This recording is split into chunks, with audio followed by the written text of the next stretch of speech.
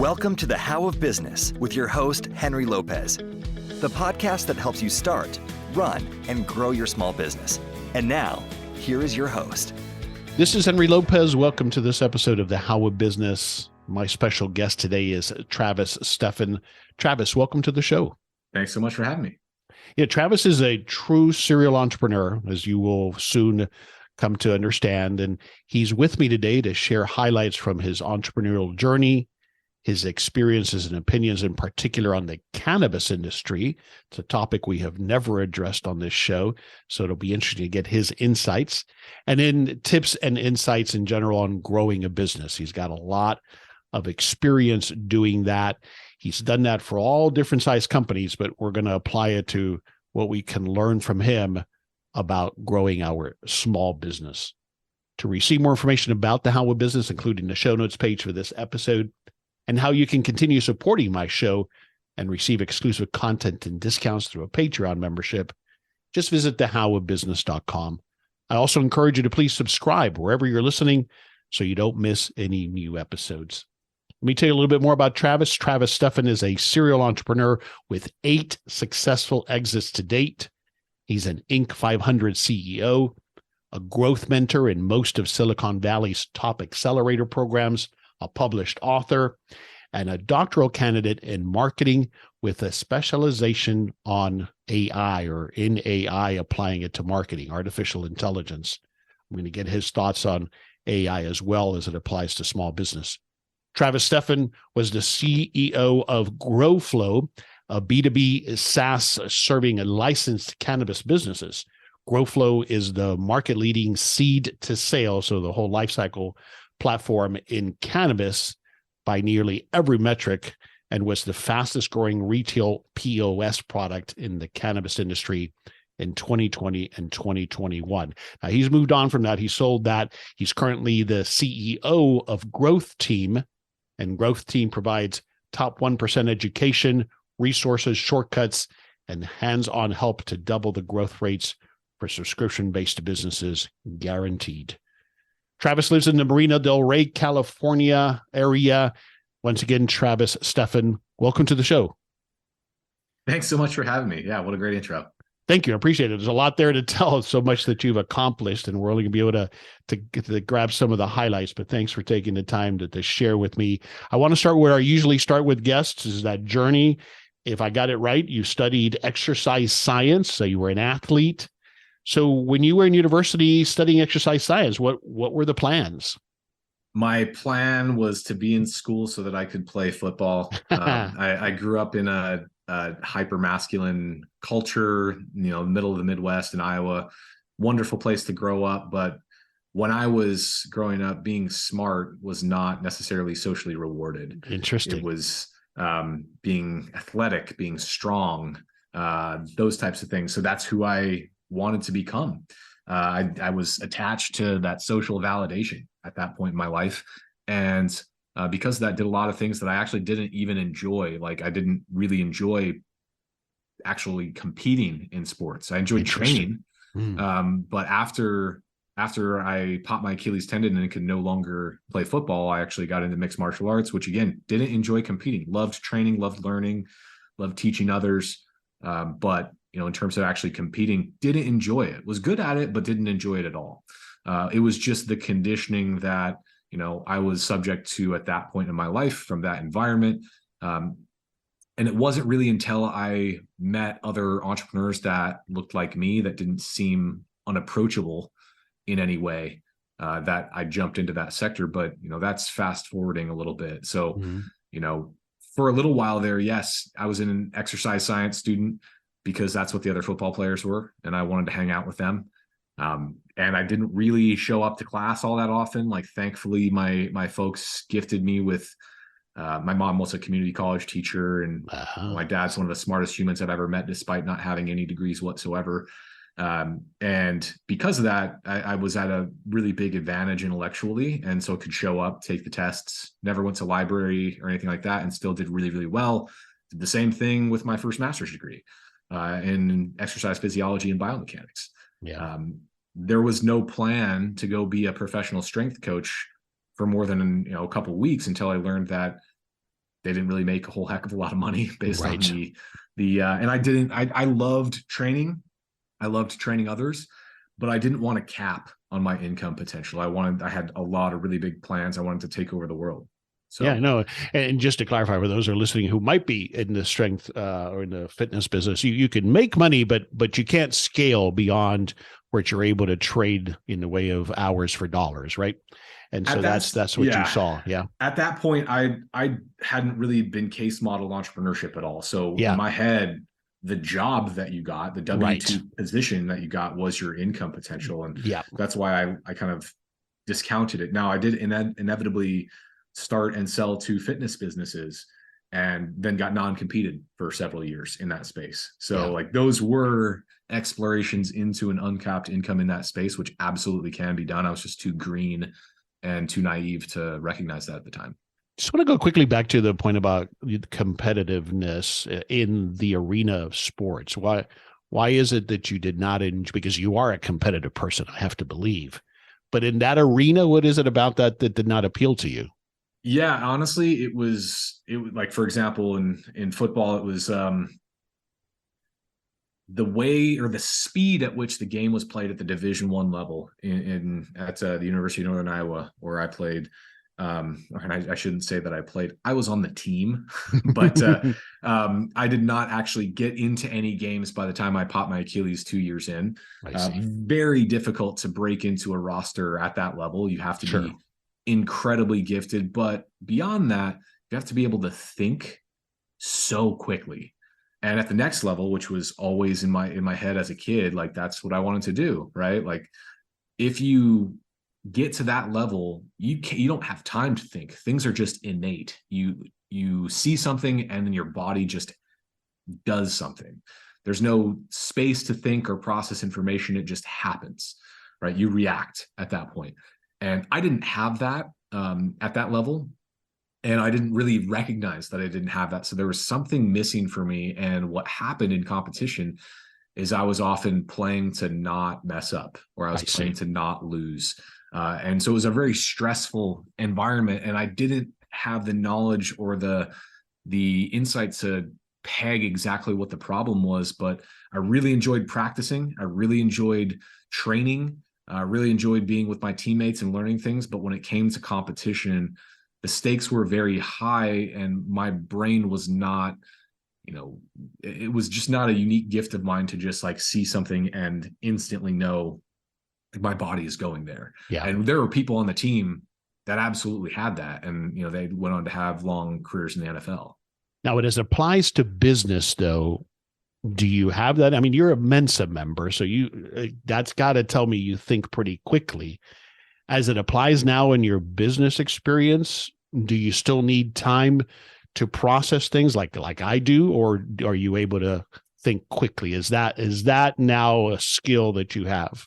Great question. So, I mean, and one other thing, by the way, on that prior topic, like when I got into MMA, the same thing was true. I had a fear of losing in front of a crowd. I see. Right. So that it wasn't getting punched in the face or anything like that. You do that every day in training. But losing in front of the crowd was something that was really scary for me. So like on to your question. So Mensa is kind of strange. First and foremost, one of the more, I hate to say it, I don't want to put them on blast, one of the more pointless organizations.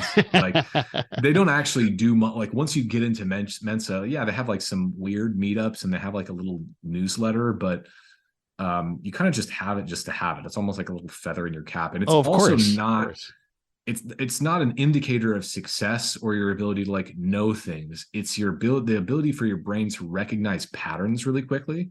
And so if I gave you a logic puzzle and I said like these three things are in order, which is the next thing that needs to be added, like that's what IQ measures. So it's not math. It's not, it's more just like pattern recognition and problem solving in that regard. And you don't need to have it within a millisecond like you do in sports. No, you don't. Right. But pattern recognition is critical to entrepreneurs, isn't it? 100%. It absolutely is. But you do get you have the some luxury time of having some conversations, even if they're brief, in some cases where you get to talk through things and think about things from a few different angles. And that's a lot more like where my innate gifts lie, I would say.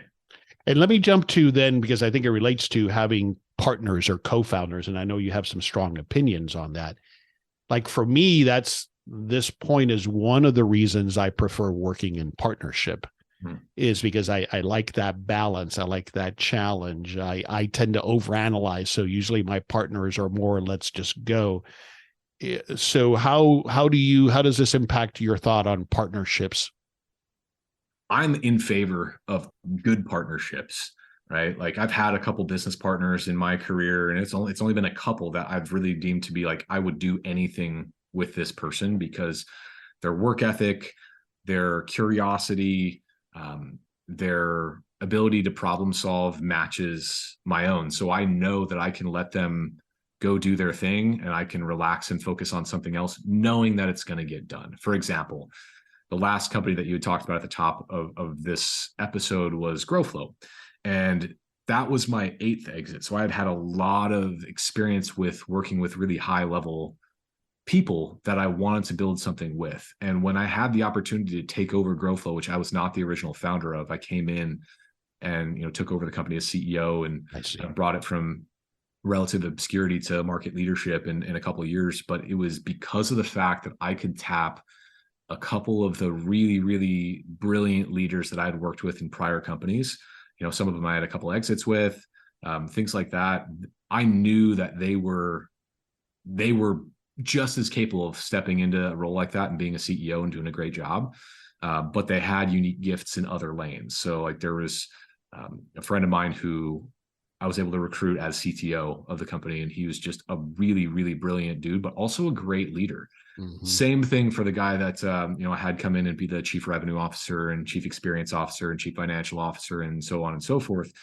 All of those people I had prior experience with, and I knew through experience, this is going to be a great marriage. We can treat each other as peers. There's no hierarchical structure at this level.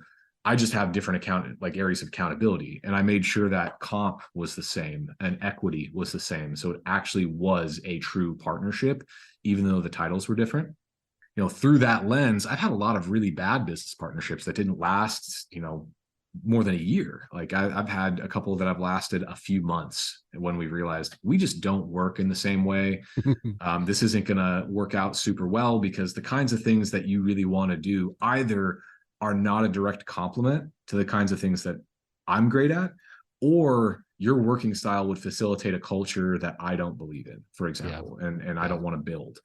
Those people are oftentimes very successful, but they need to have different partners. Correct. Yeah. No, this all makes a lot of sense to me, Travis. I have always boiled it down to a good partnership requires trust, respect, alignment, which is partly what you were just speaking to there, and related to that is communication, right? And that sounds like what you're talking about with these other individuals where you have partnered successfully. Thanks for sharing that. All right. So obviously, as we've touched on, you've been a part of several now successful businesses, startups, and companies that you've taken over. Has there been a common theme amongst these businesses? How do you determine what you're going to do next? Great question. So early on, no, there was not a common theme. I was still stuck in here's an idea that I have. I think it's a great idea, so I'm going to do it. And I just have a massive bias to action.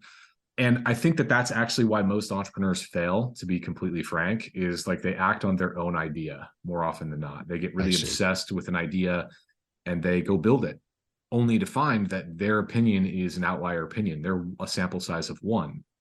Maybe they're not a perfect match for their market.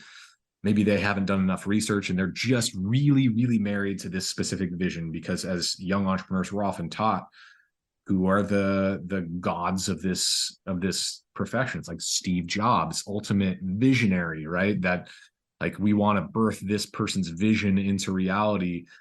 I don't think that should be a person to aspire to be as the normal run-of-the-mill founder. It's very, very rare, if not like almost probably hasn't even happened since him, like maybe with Elon, but it's very rare that you can get to that point with just your ideas. It's like that should just be like an outlier case. Where most people should focus is, what is a sector that's growing? what's an avatar within that sector with spending power, readily available contact information, and excruciating problems. And then through a series of interviews, like structured interviews that do not lead the witness in any way, doing as many deep explorations into that person's life and their psyche as possible, then going back 20, 30 interviews in and finding patterns, trying to figure out what is the commonality between all these people. What's the problem that's patternistic here? How are they describing it? Where are they looking for solutions? How much value would this solution create for them? And once you've had those analyses of those interviews where you did not lead the witness, you didn't come in and try to steer them in the direction of an idea you already have, thereby kind of corrupting your data to begin with and wasting your time. If you just know that you're going to do this thing anyway, like who are you gathering this data for? So if you let the data speak to you and you see those patterns, the customer has now given you your marketing copy when they were describing the problem. They've given you where you're going to actually market the product, where they're looking for solutions. They've given you the exact problem you're solving, which is exactly what the product should be. Like they will lay the yellow brick road for you, and all you have to do is walk the path and interact with them as much as possible. So like in terms of where I've been later in my career has been squarely there, and that's been the pattern. Earlier, it was me learning a lot of lessons about how businesses are run. Yeah, no, it sounds like a lot of what I've always been doing, which is opportunistic, the shiny object. But this, what you just shared, I think, Travis, is a master class in a few minutes on how to look at this, in my opinion.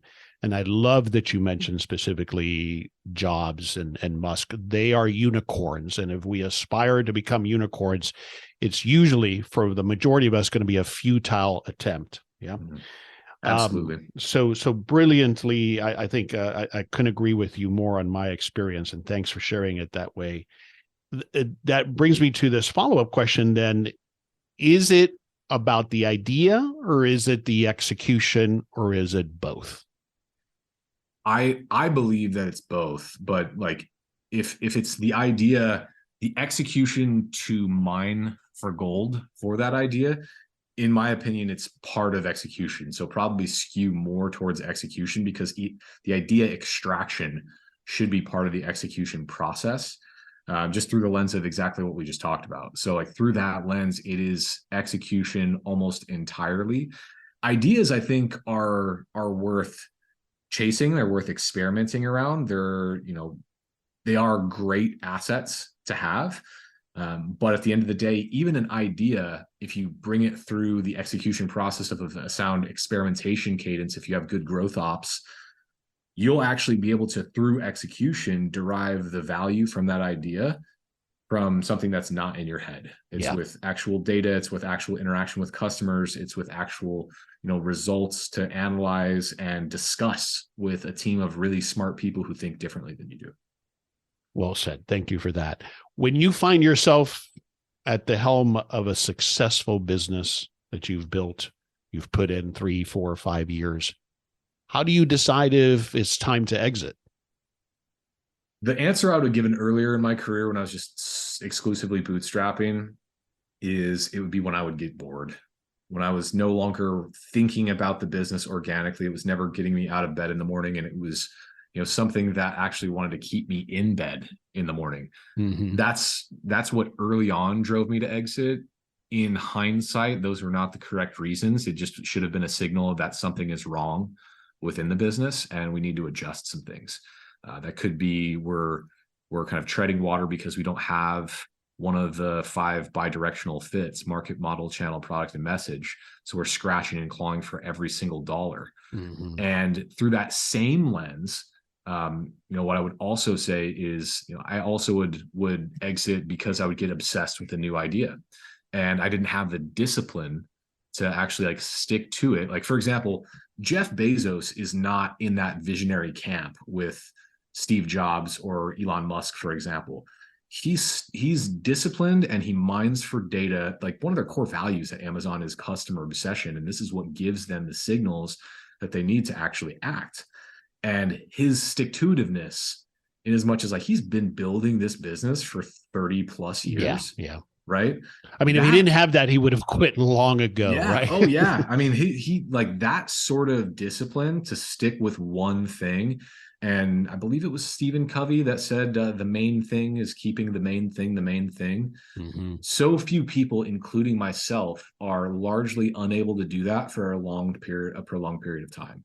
And the people who can, who are oftentimes less intelligent from an IQ perspective, going back to Mensa, than the people who maybe are really, really brilliant, and they'll see all sorts of opportunities in life that are compelling in the world around them, and they'll feel compelled through a lack of discipline to solve them. Yeah. So like in the latter part of my career, I exit because it's the right time to exit from a market perspective. You know, when we take a look and see, okay, were our understandings about our TAM or our SAM or our SOM wrong, right? And if those, any of those are true, we're not in a growing market, or if there are some sort of market forces that are at play that will force us to rebuild our growth model or something along those lines, then I'll look to, start to explore opportunities with potential strategic buyers. It's only when there's kind of like, either a catastrophic moment or the threat of one that will actually go run a process with an investment bank. I see.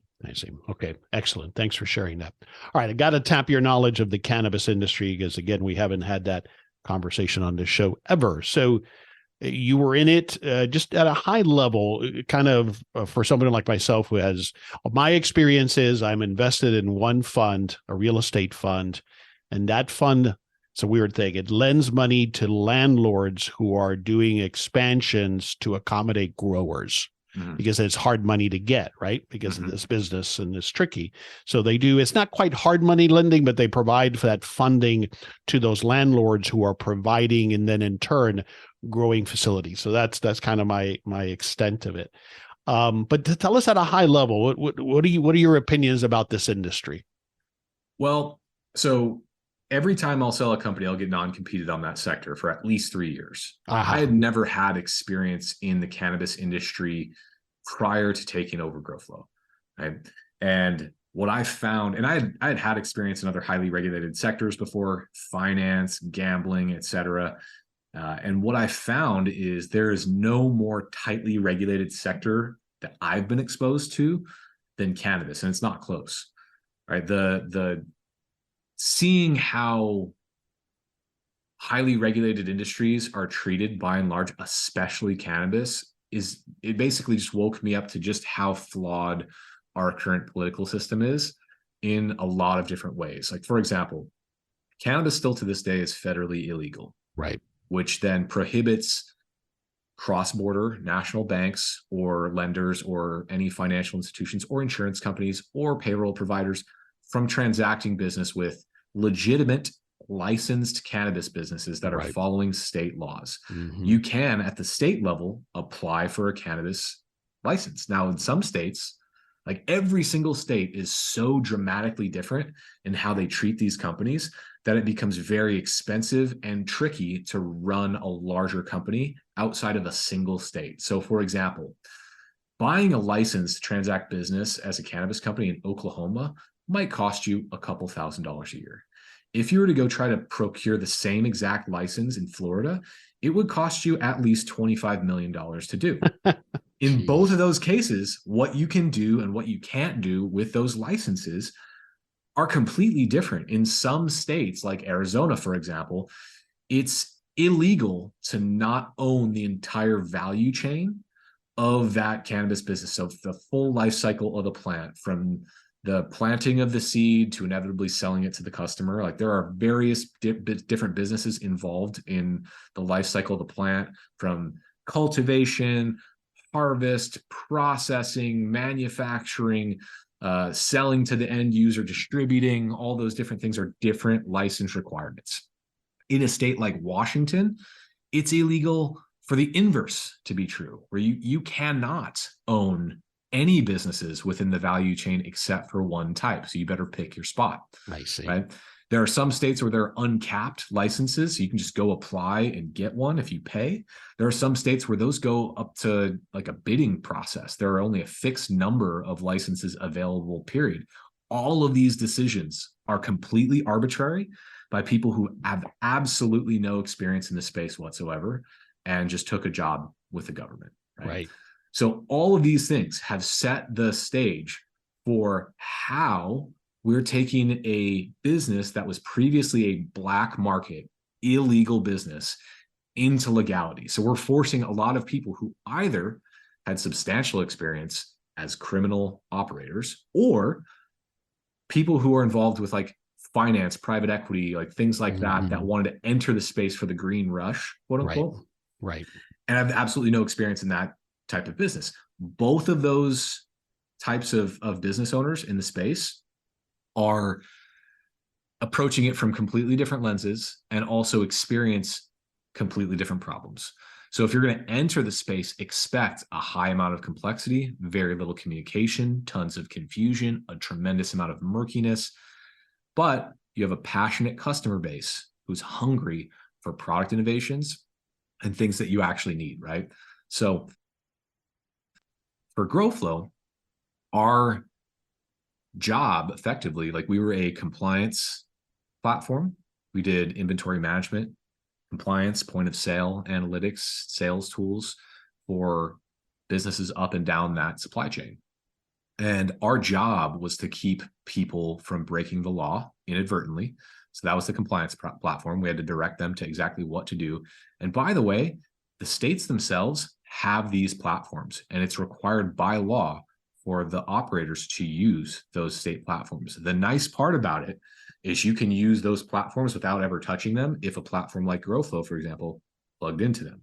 The reason why that's important is you can do a whole bunch of illegal things within that government software. And the government is going to enforce the law even within the confines of that platform. So if you can take an action within that government compliance platform, you will have no idea that that action that platform allows you to take is illegal. And it's almost set up as a trap business. then. Yeah. 100%. Yeah. So it is a fascinating space. It is. And it can also be, very, very strange. Like raising capital in that space is difficult. Banking, paying employees, like all of those core things that most businesses take for granted. Marketing, you can't market on any of the major platforms or anything like that. All of those things, you have to get incredibly creative. So it's a really big test for a founder to go into a space like that and actually have success. Yeah. So I would just say if anyone just wants to get into a business to make money, that is not the sector to do it in, because you're going to be signing up for a tremendous amount of complexity. There's a lot of easier ways to make money, but if you're able to actually stomach the complexity, it's a pretty substantial moat. I see. And how do you say, why do you say that? Why do you think there's a moat there? Because one of the things that I've heard is that, boy, once if the country does change as far as regulations, the big players will come in and squash me. Is that not true? It's definitely true. Yeah. I mean, any people who are very well funded can do that in almost any sector, right? So yeah, there are going to be exceptions to the rule where you built like a really stellar product that is really, really difficult to develop. Okay. But these days that's becoming easier and easier to do. It's becoming cheaper, faster. So it stands to reason that if you have a war chest of capital, you can hire really smart people to go solve a similar problem, and you give yourself a fairly reasonable duration of time to do that, you can absolutely build market share. Like capital is fuel, right? Now you can also take a scrappy approach and recognize a gap in the market and go serve the market, a segment of the market that's being alienated. But the second you become very successful, you're going to start to get copycats. Yeah. So all those things, you better stay on your toes in a sector like that without question. Doubt. It strikes me like from a pure business perspective that this is, as we've seen other times happen, the pioneers in a new emerging sector often don't survive. They don't cross the chasm, right? And that's what I feel here to some extent. Correct. And it's oftentimes because like first mover advantage, I think in most sectors is wildly inflated in terms of its value. I would rather be a second mover for a space where, for example, let's say you need bills passed. Like a prior company of mine, we had 40 lobbyists on staff at its height. We got 5 bills passed, right? And that process is excruciatingly difficult. It's time consuming, it's expensive, but after it happens, a bunch of competitors can absolutely walk the path that you just laid for them. That's and right. they're not exhausted, right? Nope. All of those things are true. Now, there are some companies that are just enduring great companies that can be first movers, and everyone thinks that they're stupid. And by the time they don't, they've already built a lead that makes them impossible to catch. Got it. Airbnb Yeah. is an example. Yeah, Right? that makes sense. This is Henry Lopez with a brief break from this episode to share a special offer from our new show sponsor, Zinch. Zinch has been providing fast and convenient financing solutions for small business owners since 2004. Unexpected expenses can pop up anytime in a small business. Equipment breakdowns, license and permit fees, customer payment delays, and many other unexpected expenses for which you may not have the cash on hand to cover. And if you don't address this cash flow issue quickly, it could make or break your business. As I have shared many times on this podcast, running out of cash is one of the top reasons businesses can fail. If you require a loan to cover these unexpected expenses, the traditional loan process is too slow to be of any help. This is where Zinch comes in as the financing solution you need. Zinch is a direct lender that makes financing fast, simple, and built around your needs. If you're generating over $10,000 in monthly revenues and have been in business for over 6 months, Zinch can fund up to $250,000 in less than 2 days. The process is simple and quick. You answer some basic questions about your business and may receive a pre-qualified offer in less than 5 minutes without affecting your credit. Once approved, one of Zinch's loan advisors will review the lending options with you and help you choose the best one for your business. After signing your loan documents securely online, you'll receive funds in your bank account within 24 hours. I encourage you to see how much financing you can get with Zinch. And right now, Zinch is waiving the application fee for my listeners. That's a $250 value.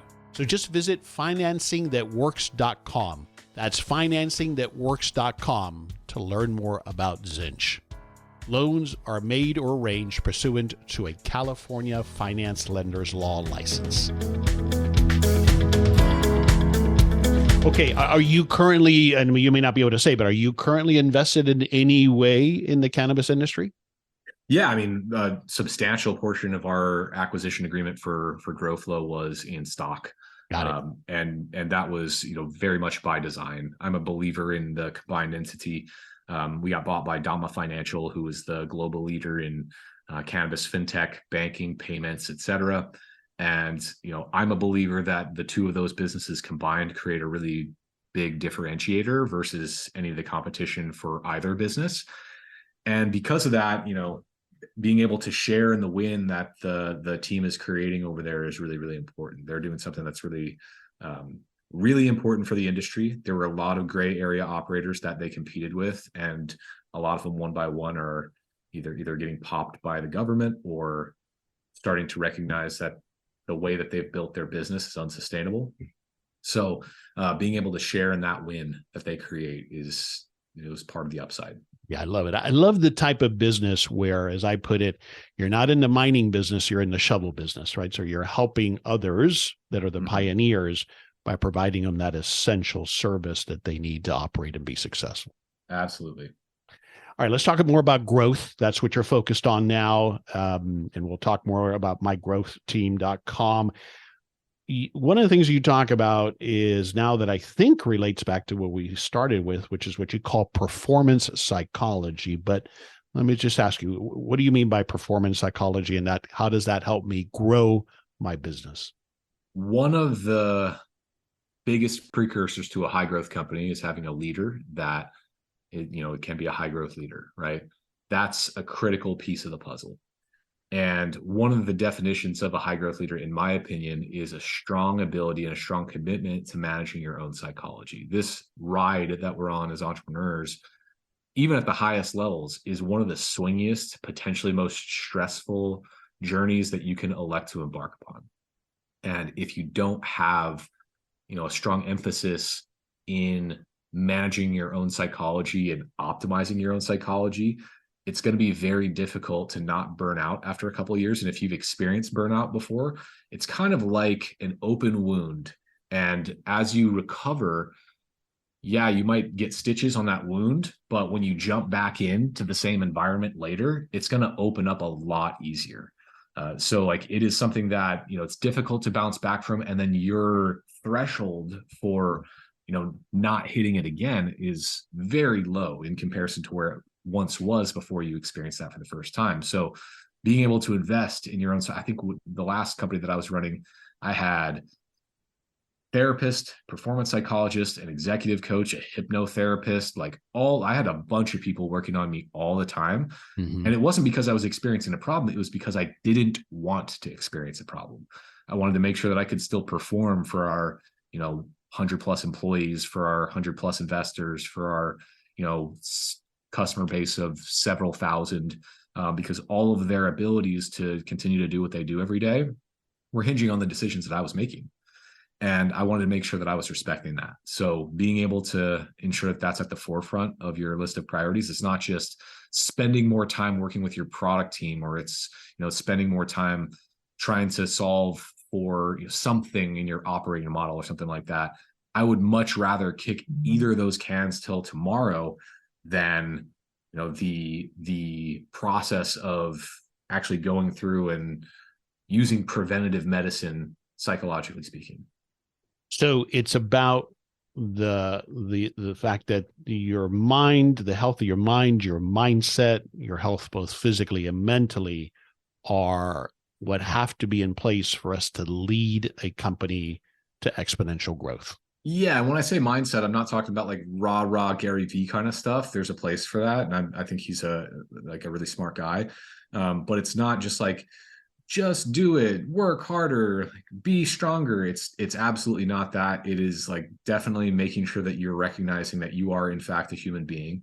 The stakes for you to continue to be a full, like on point human being with a brain are far, far higher than, your average team member who just has a job and they can shut off knowing that their fate is safe because of other people like you, right? That's a really heavy burden to potentially carry. And if you don't respect it, it would be like going and trying to climb Mount Everest without an oxygen tank, without, a team of people who are watching the weather. It's like, oh, let's just go try to climb this, by ourselves and figure it out, probably, right? Like that's why the mountain is littered with dead bodies. Right. Literally. Yeah. Yeah. Well, great insights. Thanks for sharing that. All right. I got to ask you about artificial intelligence, and we could talk about that for hours, but let me ask you this question. From a small business owner's perspective, what should I right now be learning about or beginning to apply in the way of AI in my small business? For a small business, I would say that, for example, generative AI today and various forms of AI, like AI is not a new thing, by the way. Right. Most of us, if you're using products, if you're driving a relatively new vehicle, if you have a smartphone, you've been using AI without realizing it for the better part of a decade and a half, maybe more. If you've gotten on Google in the last decade, you've been using AI.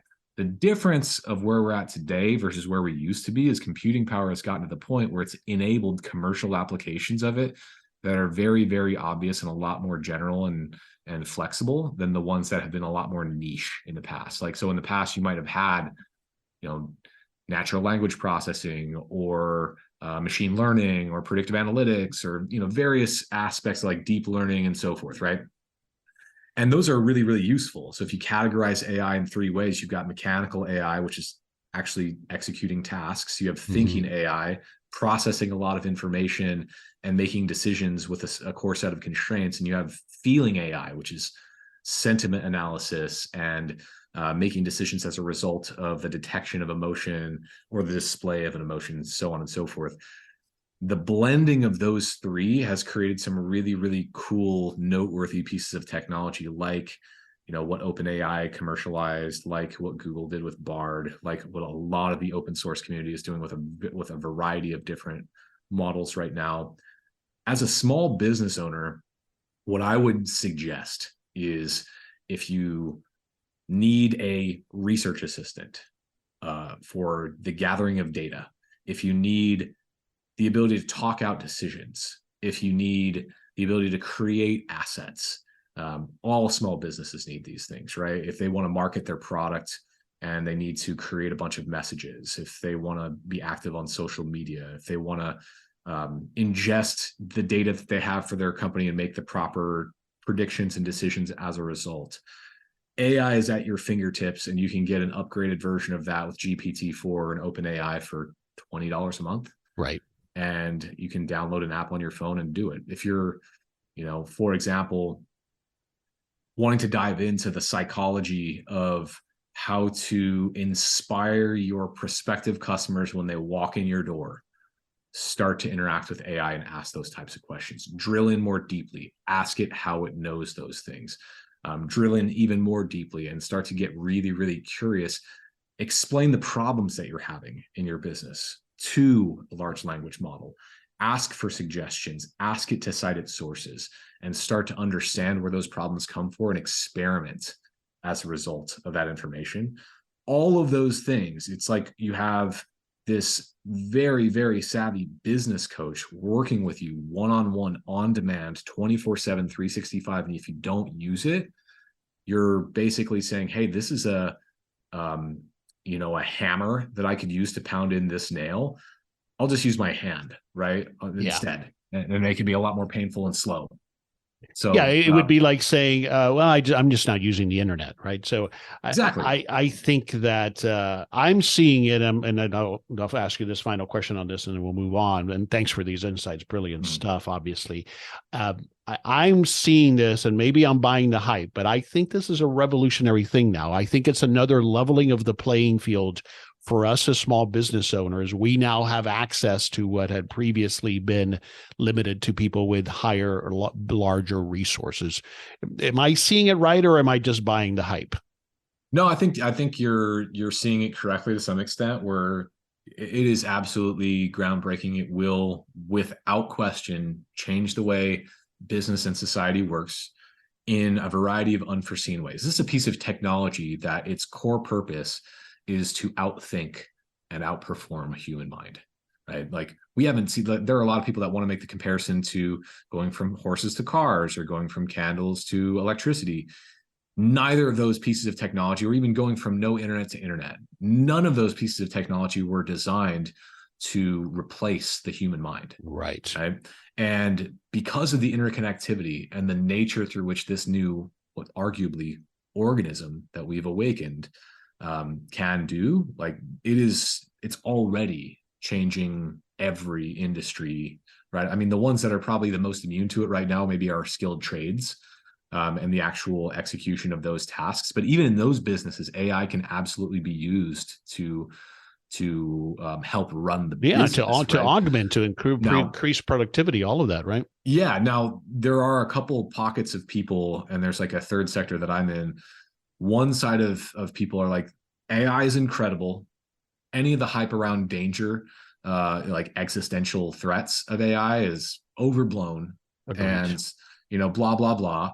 The other camp is the inverse, and they say, like, the hype is absolutely real around the existential threat. And so for that reason, I am not going to use it. I'm going to revolt against it. I think both of those perspectives are highly flawed, because without question, if left unchecked, there is a very, very large existential threat in artificial general intelligence, right? And its impact on humanity, and potential extinction of humanity directly because of AGI, right? At the same time, the genie's already out of the bottle, folks. Right? This has already happened, and like, regulation is starting to very rapidly happen because of how real that threat is. And why don't we live our lives to the best of our ability for as long as we possibly can? Because we don't know at the end of the day if, like, lightning is going to strike me, or if I'm going to get hit by a bus tomorrow. I want to live my life to the best possible way I can and achieve my goals in the best possible way I can. And if something insane happens, then something insane happens. But I'm not going to sit and bury my head in the sand and turtle up and just cry about it, right? Like, I am going to use this as a tool every single second of every day, because my competitors will. And if my goal while I'm here on this earth is to drive as much value as I possibly can for people, that live on this earth with me and generations to come, this is a required tool now. It is that impactful. Even if someone makes a mistake at some point and it causes some like very dramatic negative things for humanity, right now, today, this tool is groundbreaking enough that you should probably try to consider living in both camps. Respect it just like you would respect Mount Everest, but don't ignore it because it's to be respected. Well said. Well said. Thank you. All right, let's talk a little bit more about what you are doing today, what you're focused on today, which is related to AI. So tell us about that. At GrowthTeam, behind the scenes, part of my doctoral dissertation in marketing and artificial intelligence is actually to create a top 0.1% Silicon Valley caliber VP of growth that would be behind the scenes pulling the strings for, growth-based decision making for, billion-dollar companies and the smallest companies, right? If they can afford, what is it, probably like $300,000 to $500,000 a year for somebody that's at that level, at least, plus stock. Mm-hmm. We want to build that using artificial intelligence and really, really strong processes and kind of like an interconnected approach that layers in various forms of technology and enables businesses to think and business owners to think in a completely different way than they ever have. Right. And if you were actually inside big tech, if you're inside a growth team at Facebook or Dropbox or LinkedIn or something like that, you'd see stuff like this. It would just take a team of 50 to 100 people to actually pull off.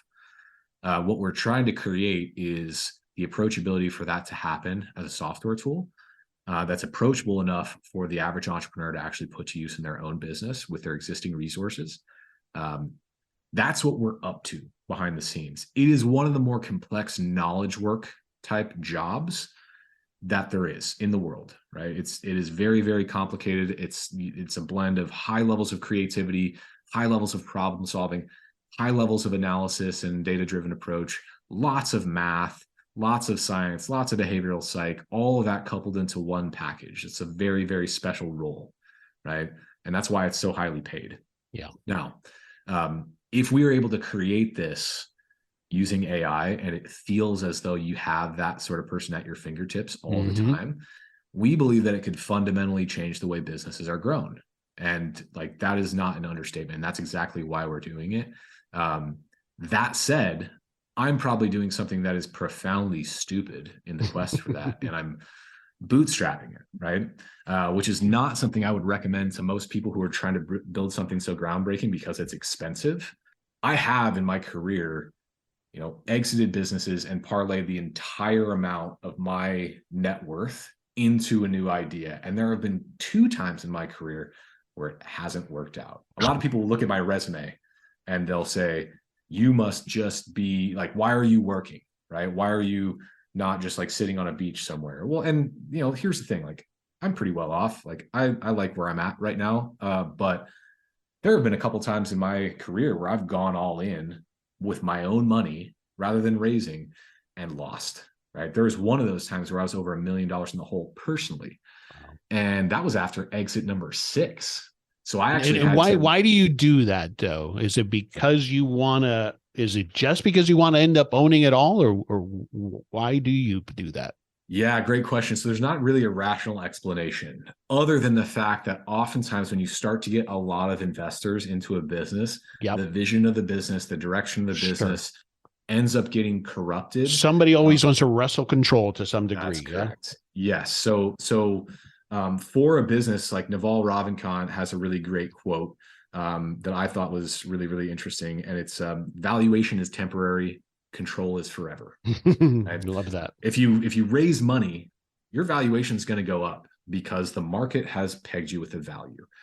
But over the course of time, unless you're a really, really special founder with a really strong track record, and you can negotiate control to continue to be in your hands, which is very rare, by the way. There will always be, like, in a case of emergency, break glass if the CEO just goes crazy. Sure. Right? Like, that's, investors will insist upon that because they need to protect themselves and their LPs. But like, what my goal is with this one is to make sure that we can keep our eyes on the problem. It can take as long as it takes to solve.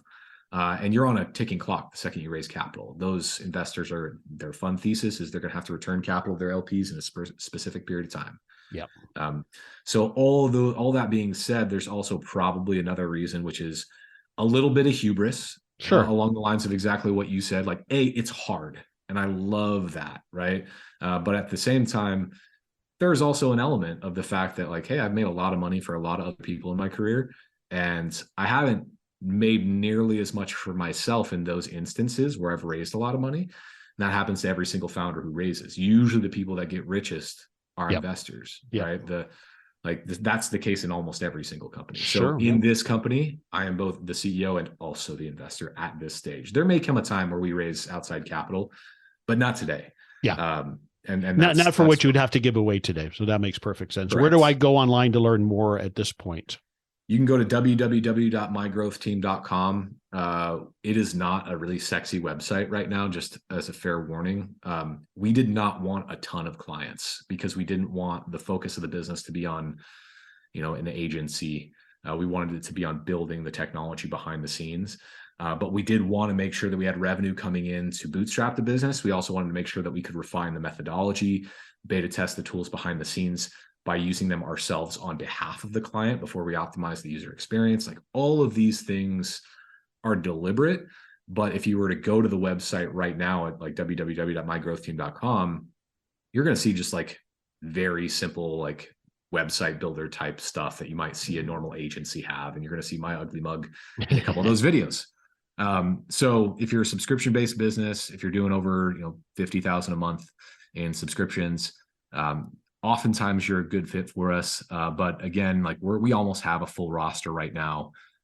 We don't want a ton of folks that we're actually helping in an agency capacity. So now what we're doing is we're taking the next step towards technology, and we're doing more of a coaching program. So we're actually telling people exactly what to do, similar to what the technology product will do. And then allowing the clients to actually like execute on their own. So we're just getting closer and closer to what the core experience will be, and trying to learn those lessons in advance of actually having a product. Yeah, that makes sense. Excellent, brilliant, exciting. All right, let's wrap it up. We've had a far-ranging conversation, which has been fantastic, Travis.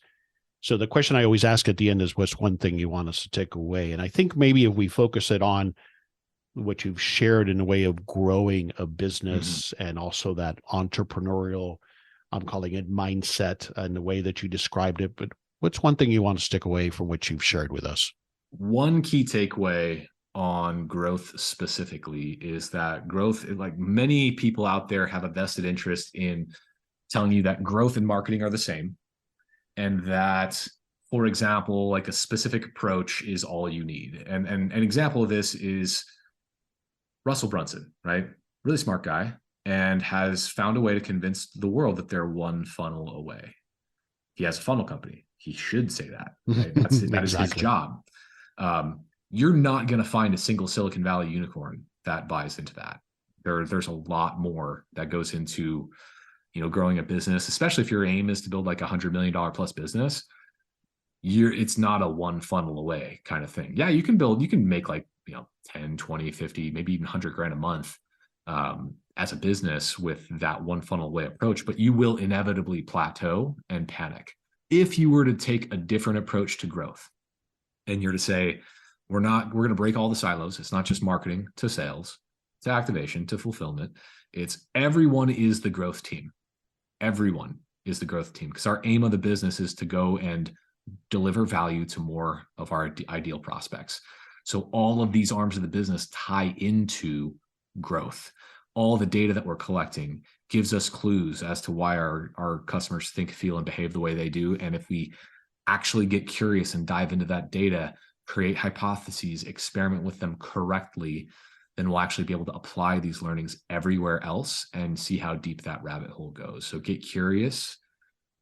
Don't necessarily buy into the hype when you see that someone has a direct financial interest in you believing something specific. Make sure that you're inquisitive and think for yourself in that regard. But please don't lose math, science, behavioral psychology, and speed as your 4 core tenets. Great takeaway. Thanks for summarizing it that way. Where should we go online either to learn more or to follow you? You can go to www.mygrowthteam.com and book a call, and our team will chat with you. or you can come see some of the things that I'm disseminating out there into the world on social media. I'm, for the first time in my career, actually active on social media as of this year. Yeah. So LinkedIn, Instagram, Twitter, you can just look up my name, Travis Steffen, 2 F's, 2 E's, and you're going to find me. I'm the guy that looks like a lumberjack effectively. And yeah, that's my name across Twitter and Instagram. And then on LinkedIn, it's just, linkedin.com/in/T-Steffen. Wonderful. And we'll have links to all of that on the show notes page if you're not where you can write that down or don't remember. It's worth following Travis for all of his insights and experience. Travis, wonderful conversation. Could talk to you for another couple of hours. Thanks for sharing. Thanks for being so transparent and for taking the time to be with me today. Thanks for having me. This is Henry Lopez, and thanks for joining me on this episode of The How of Business. My guest today again was Travis Steffen. I release new episodes every Monday morning. You can find the show anywhere you listen to podcasts, including at my website, thehowofbusiness.com. Thanks for listening. Thank you for listening to The How of Business. For more information about our coaching programs, online courses, show notes pages, links, and other resources, please visit thehowofbusiness.com.